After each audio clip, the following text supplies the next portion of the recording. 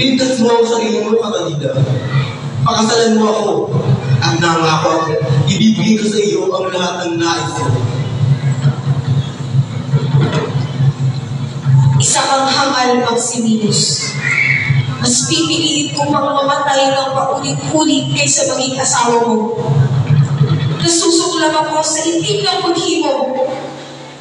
Walang sino mang nakabantay sa katalinuhan ko, kundi si Jesus lamang. Oh! Si Jesus na anak ng Diyos. Siya ang aking asawa.